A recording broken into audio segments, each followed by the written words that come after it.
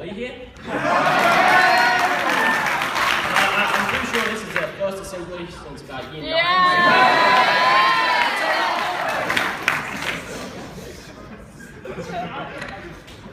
Good morning, year 7 to 11 teachers, but most importantly, year 12, class of 2015.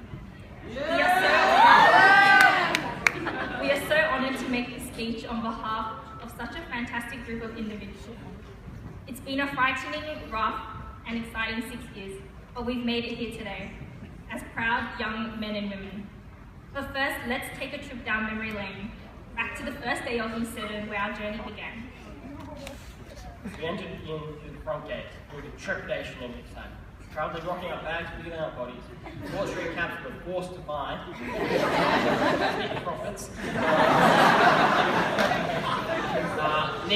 Skirts that went below the knees and shorts that clearly hid. We were so out of place and had no idea what was going on. The year 7 orientation allowed us to start friendships and make some memories whilst for lifetimes.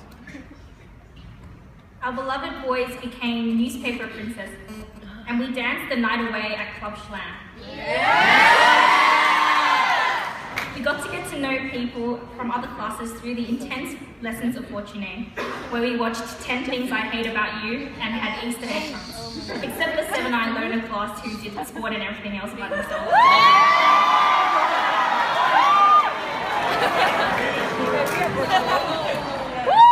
But too soon, year 7 had passed us by.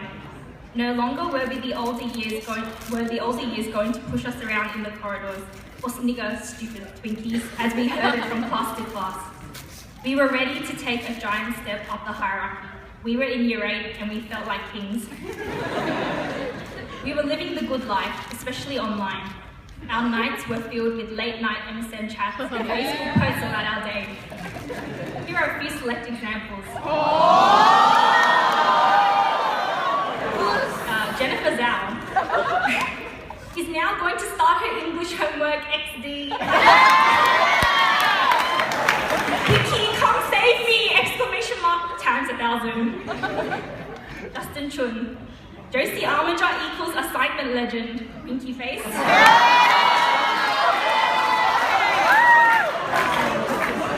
Yash Bat. Shaved my monobrow.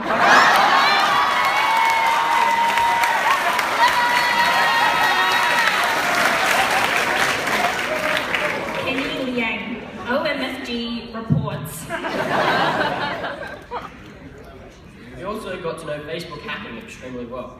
This involved the creation of very inappropriate posts, such as I love Lucky Wine, Jennifer's account, and the school decided we needed some lessons on cyber safety. Incursions such as cyber shorts ensued, teaching us valuable lessons about online hackers and stranger danger. Which I'm pretty sure Fung and Eliash still haven't paid for. I guess this worked because as soon as it was over, Ada and Jenny changed their Facebook names to Ada Beta Cedar and Jenny Rules.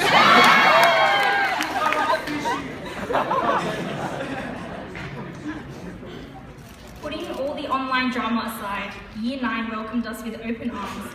And we were introduced to the idea of electives, which some of us definitely screwed up.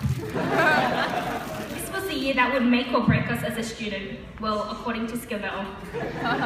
However, the day we were given our laptops, this advice was thrown straight out the window. Just like that chair in Scavell's math class. USBs with hundreds of flash games were passed around the hall. Games like Need for Speed, FIFA, Cube Runner, Bubble Scrabble, and Pokemon passed the time in class. Year 9 concluded with a stay at the Great Aussie Bush Camp. It was swelteringly hot, and we were warned profusely about the dangers of bush babies. Although we happily avoided this risk, there was indeed a blossoming of an abundance of couples at this time.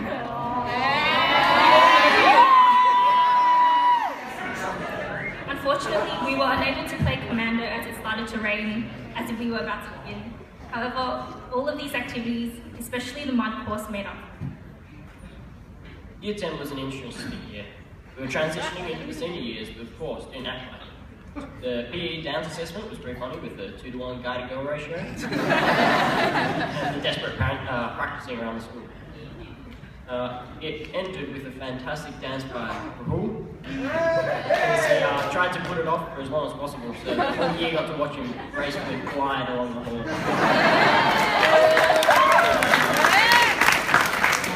For the academic sphere, we were safe on the school certificate, which was a great relief, but also had to choose our subject, year 11 and 12.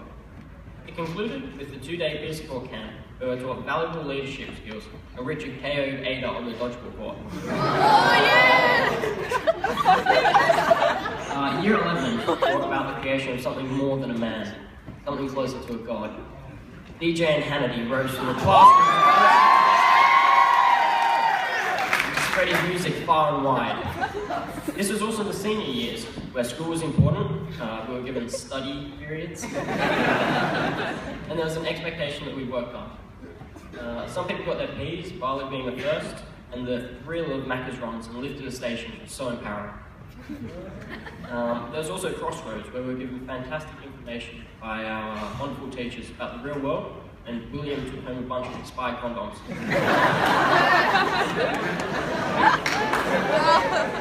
However, in my opinion, the best part of year 11 is the imports. You guys might have stolen our ranks, you've also stolen our hearts.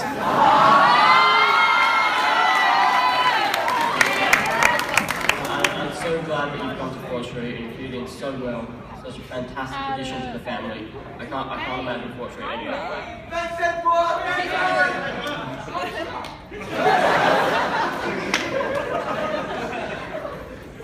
Year 12 arrived far too quickly. The HSC was upon us, and unlike year 11, school actually did count. Some worked hard, others didn't, but we have all moved closer to the final exams together. We all know that we are the laziest grade in the history of Ford Street.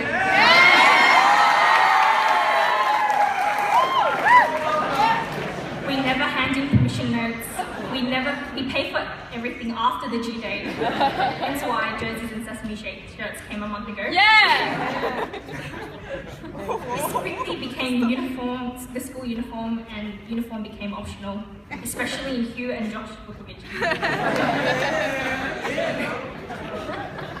But in the last few weeks, we've come together as a grade, making videos for the flop, planning pranks, and participating in the epic water fight. Yeah. We've worked as a team, and I know that's how we'll crush the HSC together.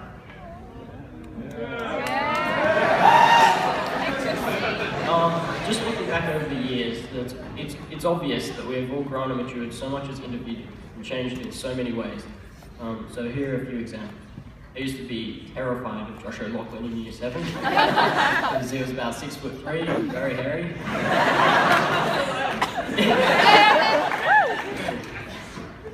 Yash got buff. Jack sprouted and got fantastic hair. Hugh became hobo in the space of 2 years. William Shue was a short fat kid with bad hair and braces. The Yannick Jr. of our year is Schmoll. Adam can look either 30 with a beard or 10 without. And Eliash actually began to start talking to people.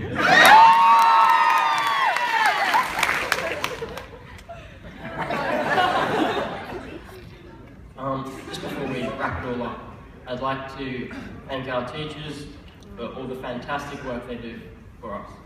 We couldn't do anything without you guys. You work so hard, you plan all these really interesting lessons, and no, guys, it's serious. Like,